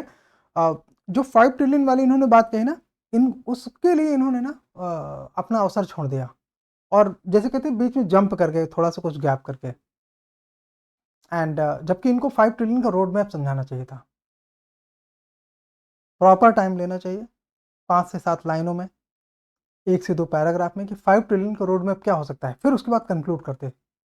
5 ट्रिलियन का रोड मैप लेने में ये बताते कि कैसे लक्ष्य और यात्रा एक साथ चलते हैं। तो विरोधाभास, संतुलन और निष्कर्ष। मैसेज क्लियर है? चलिए, कंक्लूजन आप में से जिसको कंक्लूजन में लगता है कि आपने अच्छा लिखा है, या मान लीजिए हमने भी अप्रिशिएट किया हो, तो आपके पास अपॉर्चुनिटी है कि आप अपना कंक्लूजन हमें बता सकते हैं। सर प्रिया हाँ प्लीज। जी, जीवन एक खूबसूरत यात्रा है, एक खूबसूरत सफर है, जो उमंगों, खुशियों, सफलताओं, प्रेम, असफलताओं, दिलों के दर्द तथा उपलब्धियों से भरा है। अपने अपने आज में जीवन जीना वर्तमान की सुंदरता और खूबसूरती की अर्थ समझने में मदद करता है। यात्रा हमें अर्थ सिखाते हैं, गंतव्य दिशा देते हैं। हर यात्रा का अपना एक अंतिम पड़ाव होता है, उसकी अपनी एक मंजिल होती है। जीवन एक यात्रा है और मृत्यु उसका गंतव्य। ये तो कुछ ज़्यादा एक्सट्रीम हो गया। ठीक है, नॉट बैड। हाँ ठीक है, गलत नहीं है, सही है। पढ़िए। यात्रा हमें विनम्र बनाती है। रास्ते में मिलने वाले लोग, परिस्थितियों और चुनौतियां हमें धैर्य सिखाती है। यात्रा बदलती रहती है और बदलाव ही जीवन है। फूल चाहे एक दिन में खिल जाए, पर इससे खिलने की पूरी प्रक्रिया महीनों चलती है। इस प्रकार जीवन को यात्रा के रूप में देखना मनुष्य को दृढ़, धैर्यवान, शांत और सृजनशील बनाता है। गंतव्य क्षणिक है, परंतु यात्रा अनंत है। गंतव्य मिल भी जाए तो यात्रा फिर भी जारी रहती है, क्योंकि जीवन रुकता नहीं। जो व्यक्ति जीवन को यात्रा समझता है, वह हर अनुभव का सम्मान करता है, हर छोटी सफलता का आनंद लेता है, हर असफलता से सीखता है और समय के साथ विकसित होता रहता है। इसलिए यह कथन बिल्कुल सत्य है। जीवन को यात्रा के रूप में देखना बेहतरीन है, अच्छा है, अच्छा है, इनक्रेडिबली अच्छा है। ठीक है, और कोई? कंक्लूजन या सेशन ओवर? सर मैं पढ़ूं पलक? हाँ पलक पढ़िए। पलक देखिए, आपने आपका जो पलक ने जो निबंध लिखा है वो कन्वर्सेशन स्टाइल में लिखा है। इनके जो दो कैरेक्टर हैं वो आपस में बात कर रहे हैं, स्टाइल इज गुड, ठीक है, वो गलत नहीं है। इंटेंसिटी कहीं नहीं आती। जैसे कि जब आप कोई बात कहते हैं ना तो दो दो लाइन में अपने सुपरफिशियल बातें करी हैं और कहीं कहीं पे थोड़ा थोड़ा एग्जाम्पल और कॉन्टेक्स्ट लिया है, लेकिन जो कहते हैं ना कि एक्सप्लेन करने में जो एक उसमें एसेंस आना चाहिए, तत्व आना चाहिए, वो नहीं आया। एक एक आध जगह शायद मैंने एक आध जगह शायद मैंने पॉइंट आउट किया कि हाँ ये कुछ ठीक है, ओके करके ऐसा कुछ लिखा है कहीं पे? सर कुछ भी नहीं लिख रखा आपने, सिर्फ ये लिखा है फ्लो की कमी है। फ्लो की कमी है और तुम्हारे उसमें ना गहराई पूरे निबंध में मिसिंग है। जो आपने कन्वर्सेशन कराए हैं ना तो आपने उस तरह से कराए हैं जैसे एक एक क्वेश्चनर हो छोटे छोटे, हाँ सर क्वेश्चन है। जबकि स्टाइल आपका ठीक है, ये स्टाइल ना लिखने का है तरीका, और इसमें हम लिख सकते हैं पूरा निबंध। तो ध्यान रखिए आगे से, तैयारी करके लिखिए। सिनॉप्सिस लिखा है? Yes sir. एक बार मेरे को अपना सिनॉप्सिस भेजिए, फिर हम इस पे तुम्हारा जो सिनॉप्सिस पढ़ेंगे तुमको रिस्पॉन्स करेंगे तो कॉल करना। Okay sir. और कोई, या सेशन ओवर करें? हेलो, हम मैक्सिमम 2 कंक्लूजन सुन सकते हैं बस। सर मैं पढ़ूं? हाँ please. So I wrote that it has been said that life is like a mirror. It smiles when you smile. It grows when you grow. It stops when you even start thinking to stop even for a moment. As the bottom line is, life is a continuous flow. It is a journey filled with many opportunities. It completes depends on our attitude, how we want to view it.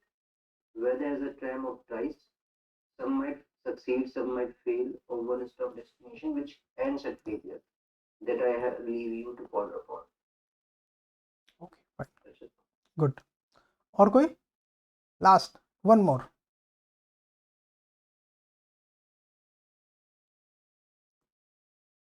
5 4 3 2 1। Thank you so much. चलिए हम लोग जो है sir मुझे कुछ बात करनी है, सुनिए।